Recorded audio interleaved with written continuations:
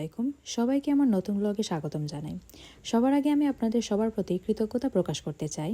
আপনারা সবাই আমার প্রথম ব্লগে যেভাবে সাড়া দিয়েছেন, কমেন্টসের মাধ্যমে সাধুবাদ জানিয়েছেন, এগুলো আমার জন্য অনেক মূল্যবান। আমি আসলে এত সাড়া পাবো বলে কল্পনা করিনি। আপনাদের এইভাবে সাড়া দেওয়াটা আমাকে অনেক অনুপ্রাণিত করে তুলেছে। আমি চেষ্টা করব নিয়মিত ভিডিও দেওয়ার। তাহলে চলে যাওয়া যাক আজকের ভিডিওতে। ইতিমধ্যে কিছু ক্লিপস দেখে আপনারা হয়তো বা আন্দাজ করতেই পারছেন যে আজকের ভিডিওর বিষয়বস্তু কী হতে যাচ্ছে।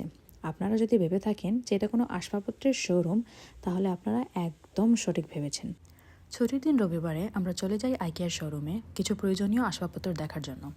এখানে আপনি বিভিন্ন রকমের sofa, bad, dining table, office desk সহ হোম ডেকোরের সব কিছু পেয়ে যাবেন একই ছাদের নিচে।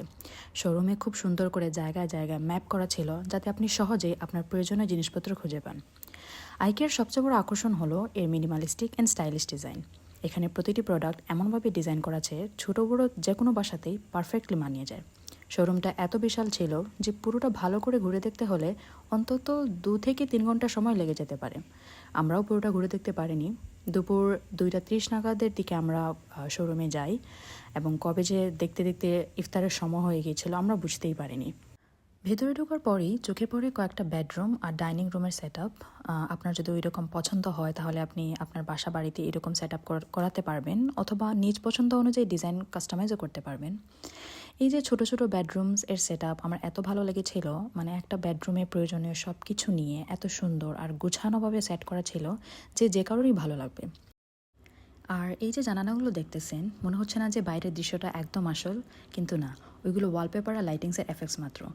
মজার ব্যাপার হলো, আমি যখন রুমের ক্লজেটগুলো খুলে দেখতেছিলাম, সেখানে কাপড় চোপড় রাখা ছিল, মানে দেখে আসলে মনে হচ্ছিল যে আমি কারো রুমের ভেতরে ঢুকে গেছি। খুবই রিয়ালিস্টিক সেট আপগুলো। প্রত্যেকটা রুমে খুব সাধারণ জিনিসপত্র এবং মানানসই রঙের ব্যবহার রুমগুলোকে আরও বেশি আকর্ষণীয় করে তুলেছিল। এতেই বোঝা যায় যে সুন্দর কিছু তৈরি করতে হলে সবসময় ঝাঁকঝমকপূর্ণতার প্রয়োজন নেই, লেস ইজ অলওয়েজ মোর। তারপর এরকম অনেকক্ষণ হাঁটাহাঁটির পর ক্লান্ত হয়ে পড়ি, তাই আমি এরকম একটু বসে জিরিয়ে নিলাম। রুমটাও খারাপ না, একজনের থাকার মতো একটা ছোটোখাটো একটা রুম, সাজানো গোছানো। তো ওই দিন আমার দেখা বেডরুমগুলোর মধ্যে এই বেডরুমটা আমার সব থেকে বেশি ভালো লেগেছে। এর প্রত্যেক কিছুর সেট আপ, তারপর এটা ভালো লাগার বিশেষ কারণ হচ্ছে এইটার এই ওয়াকিং ক্লজেটটা, মানে ছোটো আকারে একটা ওয়াকিং ক্লজেট কিন্তু গোছানো। এত গোছানো ছিল যে আপনি তাড়াহুড়োর সময় যদি কোথাও তাড়াতাড়ি রেডি হয়ে যেতে চান, তাহলে আপনি সব কিছু হাতের কাছেই পেয়ে যাবেন, এত গোছানো ছিল। এখানে আপনি অ্যাসেসরিজ রাখতে পারবেন, জুয়েলারি রাখতে পারবেন। অ্যাসেসরিজের জন্য আপনার একটা আলাদা পার্ট মানে ড্রয়ার করা ছিল, মানে সব কিছু এত গোছানো ছিল, আমার এত ভালো লাগছে। ছোটো মোটো একটা মানে জায়গায় এত কিছু গুছিয়ে রাখা সম্ভব, এটা দেখে কিন্তু আসলে ভালো লাগতেছিল। সব কিছু মানে সব কিছুই আপনি হাতের নাগালে পেয়ে যাবেন। এরকম একটা আয়নাও ছিল, ছটপট রেডি হয়ে আপনি আপনার নিজেকে দেখে তাড়াতাড়ি বের হয়ে যেতে পারবেন। তারপর এখানে সিম্পল অ্যান্ড সাটেল কিছু ডাইনিং টেবিল ছিল, যেগুলো এক্সটেন্ডেবল, প্রয়োজন অনুযায়ী আপনি বড় বা ছোটো করতে পারবেন। ছিল কিছু কর্নার আলমারি, এখানে আপনি আপনার অনেক কিছু মানে সাজিয়ে গুজিয়ে রাখতে পারবেন, ডেকোরেশনের অনেক জিনিস। তারপরে এই ওয়াশরুমটাও ছিল ছোটো আকারে, অনেক ছোটো আকারে, কিন্তু হ্যাঁ অবশ্যই গোছানো ছিল, সব কিছু অনেক সুন্দর করে গুছিয়ে রাখা ছিল, ভালো লাগতেছিল।